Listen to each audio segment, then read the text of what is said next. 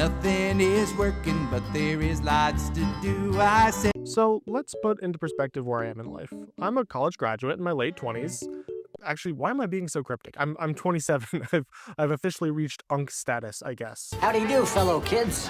What? I work 2 part-time jobs and am actively looking for a full-time position to replace them. The job market is cooked, by the way. I'm married to my beautiful wife of over 3 years. We have 2 dogs, a cat, and oh yeah, an actual honest-to-God baby. I'm trying to improve my fitness by being more active, have a decent social life, play with my D&D group, spend time with my family, stay politically informed, resurrect my abandoned YouTube channel to try to rekindle any sort of creative spark that this dark, depressing, cold world has tried to stamp out of me, and, oh yeah, if there's time, play some video games. Good thing that doesn't require a lot of time, huh? Seriously, I make this joke to my friends sometimes, but it's not even really a joke at this point. People just need to stop making games until I have time to catch up. Even just last year alone, there's been Silksong, Expedition 33, Blueprint, Split Fiction, Death Stranding 2, Kingdom Come Deliverance 2, Ghosts of Yotei, Deltarune, and like so many more. And that's not even including my massive backlog of critically acclaimed titles from throughout the years, or big updates to old games, or the new and old live services I enjoy getting constant updates with new content and features, and it's just like...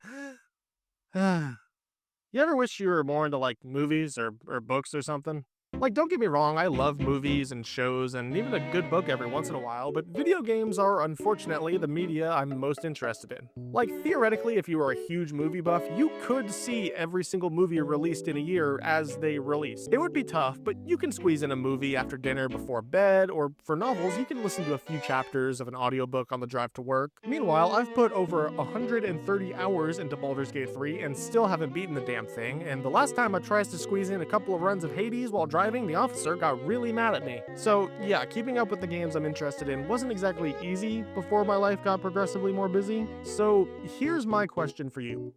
Why do so many games want me to play them exclusively forever? Maybe this is a me problem. Maybe my unk status is showing. Dude, what the f? Why are you f***ing here, man? You're so old. Where's your wife? Go home to your family, dude. Maybe all these games are targeted at the type of gamer I used to be, where you just hook yourself up to a saline drip with a bucket next to your chair and play until your eyeballs fell out. But I can't imagine there's enough players with enough free time for all of these live service games to work, right? I get that the whole idea of live services now seems to be to bag a couple whales and milk them for all they're worth, but surely the game needs a sizable amount of regular players for the whales to show off for. As my life has gotten busier and busier, I've realized just how many games there are that I'd like to try and keep up with that I just absolutely do not have the time for. Like, okay, here's a list of all the live service games I've had at least a passing interest to try in the last year.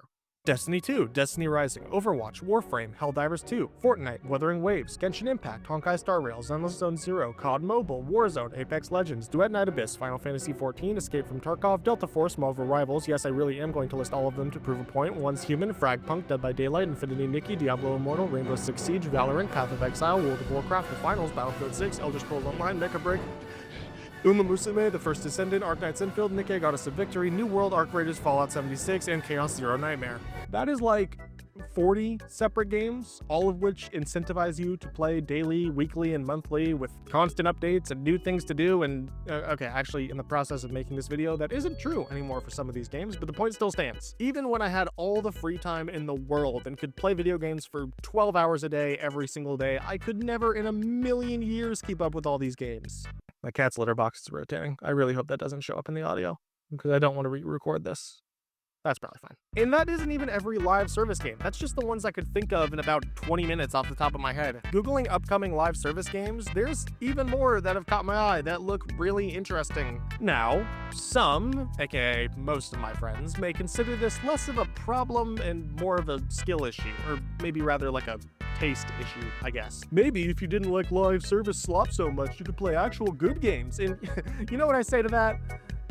Okay, you know, it's kind of true, but still it's an oversimplification, right? I enjoy a lot of live service games, yes, because they're fun to play, but also because I enjoy that feeling of progression they provide. In other games, even games I love, that progression is relatively limited. If I grind for hours at a time and say Expedition 33 to get the best Pictos and upgrade every character to max level, that's great and all, but once you beat the game, then what? You can play it again, or do New Game Plus, or do all the side content, or try to get a no-hit run in or something, but that novelty runs out pretty quick. And please understand, that is not any shade against Expedition 33 or anything. It is genuinely one of, if not my absolute favorite games of all time, and a real masterpiece, but it's just not designed with that idea of constant progression in mind. With live service games like Destiny 2, and believe me, there's a lot I could say about Destiny 2, oh my gosh, but there is much more of that feeling of constant progression, with a satisfying gameplay loop that constantly changes and evolves over time, along with an ever-evolving narrative and world to explore. Now, to be fair, that feeling of progression in these games is mostly an illusion. Like, I've been playing a lot of Duet Night Abyss over the past couple weeks, and as much as I've really been enjoying my time with it, I can see that feeling of progression I get from grinding is really just an illusion. I grind materials and missions in order to build more weapons and characters, then upgrade those weapons and characters in order to grind materials and higher level missions, which I can then use to further upgrade those things, which will then let me grind even more materials at even higher level missions, and you get the point.